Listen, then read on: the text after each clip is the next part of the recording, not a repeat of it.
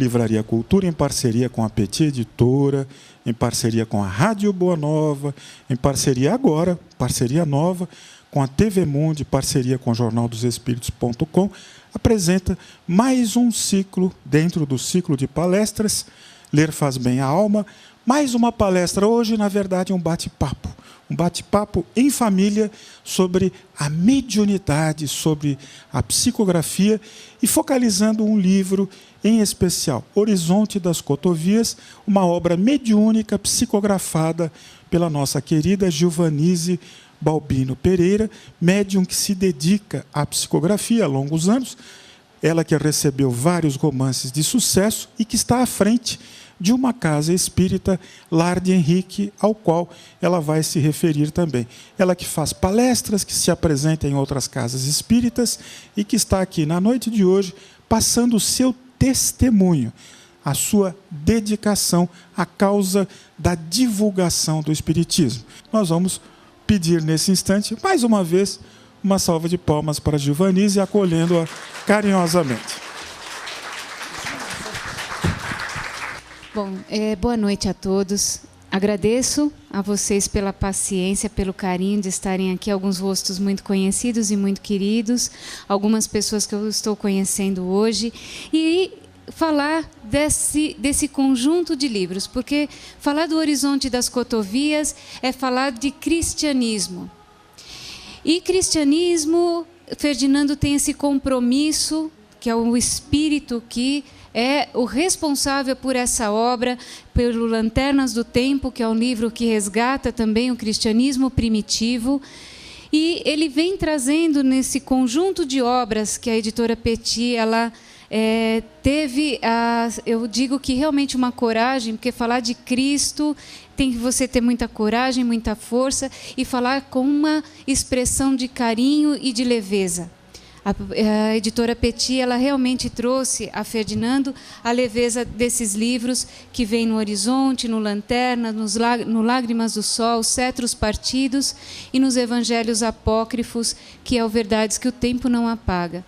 Esse conjunto de livros, quando o Ferdinando ele começou a grafar, e ele veio trazer o Horizonte das Cotovias, ele passava uma impressão que ele ia recontar a história. E recontar a história significaria que lá vinha o Espiritismo mais uma vez, trazendo informações por meio dos médiuns, falando de fatos históricos e que possivelmente e potencialmente traria um confronto com a história oficial. Como que ficaria então? E quando nós, cristãos, olhamos a história do Cristo, a vida de Cristo passa a ter um grande ato, ou seja, Cristo, ele nasce, parece uma purpurina, ele nasce, aí ele vive até 11 anos, depois ele some da história, volta com 33, quando deve ter uns 33 e alguma coisa, ele morre. Esse é o Cristo que os relatos históricos trouxeram nas páginas oficiais que a gente tem. Motivos que fizeram isso foram vários, né? De tirar o Cristo, deixar Jesus Cristo longe de ser um homem comum. Homem comum, mulheres comuns somos nós, que sofremos, que temos problemas, que estudamos, que trabalhamos, que fazemos de tudo. E como que você vai deixar uma divindade ser um homem comum, que também respira, que vive, que come e tudo mais? Só que esse Espírito Jesus Cristo, antes dele nascer, ele precisava que alguns espíritos viessem antes dele, para começar a preparar alguns corações para que ele tivesse o quê? Um ambiente favorável para ele poder fazer o quê? O seu trabalho e deixar para nós o grande legado cristão, que é justamente o que nós hoje, através da doutrina espírita, temos o contato, que é o cristianismo. Cristianismo elucidador, né? E o que acontece no Horizonte das Cotovias? É um grupo de espíritos que começam a nascer, Jesus Cristo ainda na pátria espiritual, ainda se preparando no seu processo de reencarnação, né? Porque Jesus Cristo ele reencarnou como todos nós, porque na Terra não existe um meio de nascer do pó, né? Do pó a gente volta se nós formos cremados. Só é essa o único meio de virar pó. Mas Jesus Cristo ele se preparava para retornar aqui ao chão e um grupo de espíritos começam a se encontrar. E aí começa a história de Ferdinando através de Horizonte das Cotovias. O pano de fundo é a Grécia. E todo mundo me pergunta, por que Horizonte das Cotovias, Giovanise? Da onde que vocês tiraram esse nome? Primeiro, quando o Ferdinando começou a grafar, eu fiz a mesma pergunta que todo mundo me fazia. Por que Horizonte das Cotovias? Porque a encosta e a ilha que realmente aconteceu esse fato era o nome de um pássaro que está em extinção. Não existe mais, nem na Grécia, nem na Europa, e era específico daquela região próximo do Mar Egeu.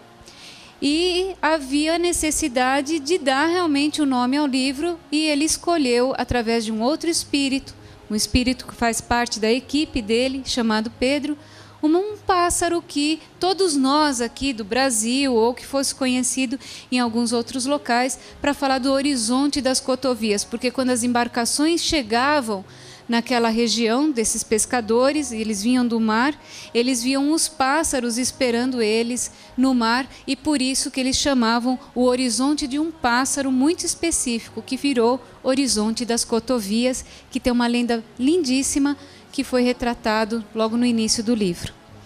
E esse grupo de espíritos ali, eles vinham com essa missão sabedora das suas renúncias, mulheres comuns, mulheres de pescadores, pessoas sábias, pessoas que que viviam num determinado lugarejo pequeno, pessoas como nós, que acreditavam num Deus único, mas acreditavam também na promessa de um Salvador, de alguém que viria depois de algum tempo, trazendo uma mensagem nova. Os gregos eram muito ricos na sua sabedoria, porque tinha Sócrates como seu grande mestre filosófico, aquele ser magnífico. Para quem ama filosofia, sabia que ele vinha também daquela região, trazendo muita instrução, que a vida não terminava só numa vida.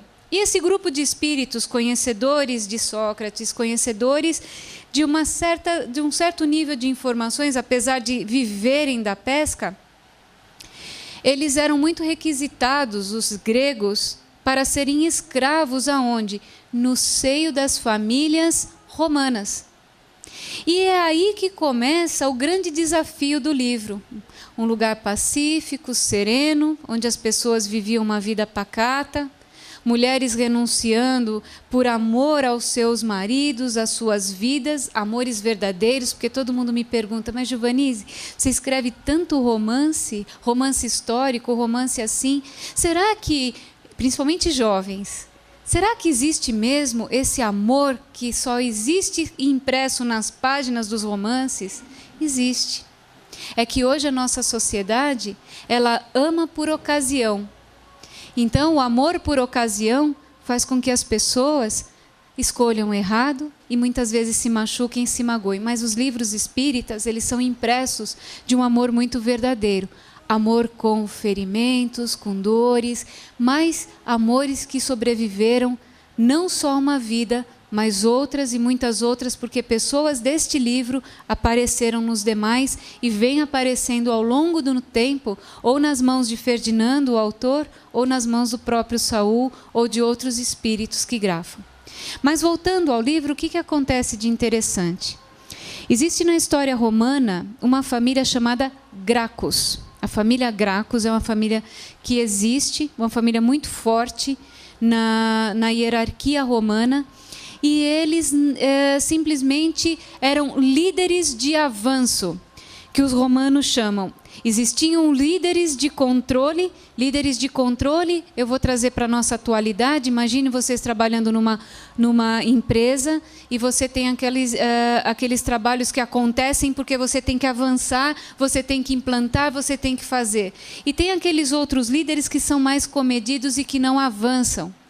E o Império Romano, ele era justamente assim. Quem eram líderes de avanço eram os militares. Quem eram os líderes de controle era quem sentava no Senado. E justamente a família Gracchus, eles tinham assento em todos os lugares e eram muito fortes. Só que existe uma pessoa nesse livro que foi muito curioso quando eu recebi uma nota sobre ele, dizendo, puxa, mas ele era um líder, ele era tão sanguinário, ele não pode ser bom, morrer bonzinho e acolhido, com amor, né? Mas o amor sempre vence, independente dos nossos males, do que a gente faz, ou se a gente é bonzinho ou malzinho, Deus sempre vai dar oportunidade para a luz, independente.